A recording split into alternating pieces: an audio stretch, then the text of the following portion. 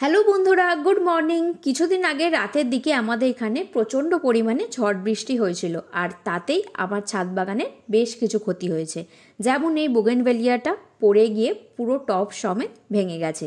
বেশিরভাগ গাছই আমি দড়ি দিয়ে বেঁধে রাখি, যেমন গ্রিলের সঙ্গে বা বড় বড় যে লোহার রডগুলো আছে সেগুলোর সঙ্গে গাছগুলোকে বেঁধে রাখি, যাতে এরকম না হয়। কিছু কিছু গাছে সবসময় করা হয় না, ভুলে যাই, বা দড়িগুলো অনেক সময় আলগা হয়ে যায়, পচে যায়, সেটাও ছিঁড়ে পড়ে যায়। এই গাছটাও সেরকমই হয়েছে, দড়িটা নষ্ট হয়ে গেছিলো বলে ছিঁড়ে একদমই উল্টে পড়ে গেছে। যদিও গাছটাকে আমি অনেকদিন রিপোর্ট করিনি বলে রিপোর্ট করতেই হতো, একদম রুট বাউন্ড হয়ে গেছে, আর গাছটার শেপও খুব একটা ভালো নেই, অনেকটাই লম্বা লেগি হয়ে গেছে। কিন্তু ঝড়ে পড়ে গিয়ে একটাই ক্ষতি হলো, টবটা আমার ভেঙে গেল। নতুন একটা টব কিনে এনে সেটাতে এই গাছটা আমি আবার নতুন করে বসিয়ে দেব। যতটা মাটি দেখছো আমি এখান থেকে নিচ থেকে হাফ মাটি কেটে একদম বাদ দিয়ে দেব। যেহেতু অনেক মোটা মোটা শক্ত রুটস হয়ে গেছে, তাই কেটে ভাঙতে অনেকটাই আমার সময় লেগেছে। পুরোপুরি নিচ থেকে অনেকটা কেটে বাদ দিয়ে দিচ্ছি।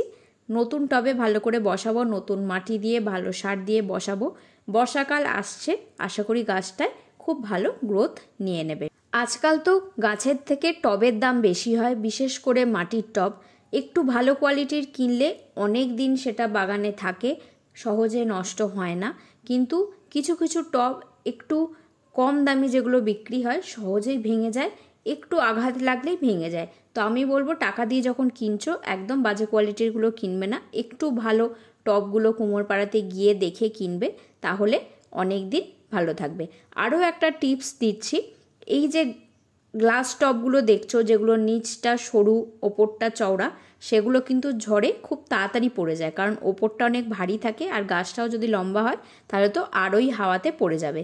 যে টবগুলো প্যারালাল টব, মানে ওপর নিচ সমান, সেগুলো যদি কেনো তাহলে ঝড়ে খুব কম ওল্টায়। এটা আমি নিজেই পরীক্ষা করে দেখেছি। তবে প্যারালাল টবগুলোতে যখন গাছ বসাও, সেগুলো যখন রিপোর্ট করতে হয় সেটা অনেক সমস্যা হয়, কারণ গাছটা সহজে বেরোতেই চায় না। এই টবগুলোতে একটু ঠুকলেই, গাছগুলো টানলেই বেরিয়ে আসে, কিন্তু প্যারালাল টব থেকে বার করা মানে অনেক কঠিন কাজ। সে নিচ থেকে ঠুকে ঠুকে, তলা দিয়ে ঠেলে, সাইড থেকে আলাদা করে বার করতে হয়, অনেকটাই সময় যায়। কিন্তু বাকি ক্ষেত্রে যেমন সুবিধা আছে, ঝড়ে বাঁচানো যায়, তাই দেখবে বেশিরভাগ গোলাপ গাছই কিন্তু এই প্যারালাল টবে করতে বলে। গোলাপ গাছ যেহেতু অনেক লম্বা ঝাঁকড়া হয়, ঝড় এলে সহজেই উল্টে যেতে পারে, আর যদি প্যারালাল টবে করা হয় তাহলে অনেকটাই সাবধানে রাখা যায়। আমি এই গাছটা বসিয়ে ভালো করে নতুন মাটি দিয়ে দিয়েছি, অল্প জল দিচ্ছি, কারণ মনে হচ্ছে বিকেলের দিকে বৃষ্টি আসবে।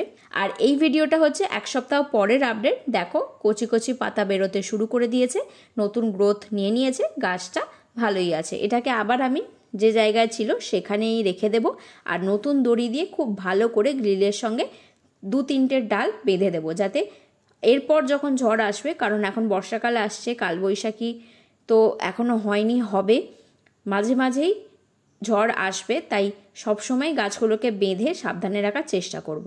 আর এই পাম গাছটাও দেখো পড়ে ভেঙে গেছে, এটাও অনেক দিন চেঞ্জ করা হয়নি, টব একদম রুট বাউন্ড হয়ে গেছে। আমি একেবারে নতুন টবে দিয়ে দেবো, কিন্তু এটা আমি দেখো 10 ইঞ্চির একদম যে প্যারালাল টবগুলো হয় বড়, সেগুলো কিনে আনছি। 6 ইঞ্চির টবগুলো নিয়েছি অন্য গাছের জন্য, আর সবচেয়ে বড় এই বাগানে আমার 10 ইঞ্চির টবই আনি। এই প্যারালাল টবটায় অনেক দিন পাম গাছটা রাখা যাবে।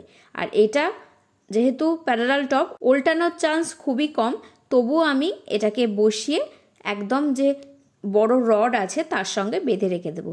আমাদের ছাদে শেড আছে, তো শেডের জন্য অনেক জায়গায় লম্বা লম্বা রড নামানো আছে ছাদের মেঝে অবধি, সেইগুলোতে তার সামনে আমি গাছগুলো রাখি, আর তার সঙ্গে দড়ি দিয়ে গাছগুলোকে বেঁধে দিই।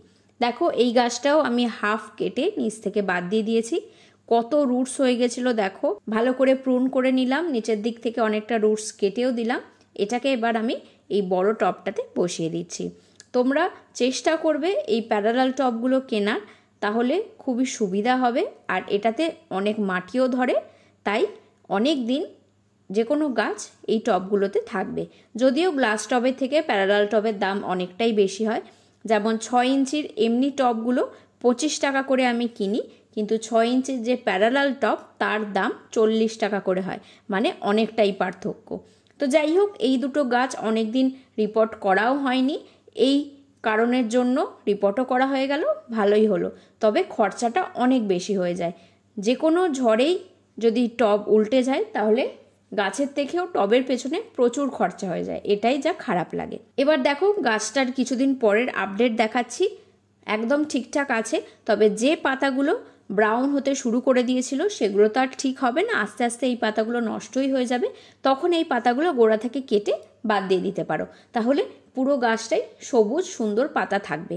আর এই গাছটায় আমি এক্ষুনি কোনো সার দিচ্ছি না, যেহেতু এখন বর্ষাকাল আসছে, মাঝে মাঝে বৃষ্টির জলে ভেজাবো, তাতেই কিন্তু পাম গাছ খুব ভালো থাকে। বেশি যত্নের এই গাছের কোনো দরকার হয় না, আর কোনো কেমিক্যাল সারও দিতে হয় না।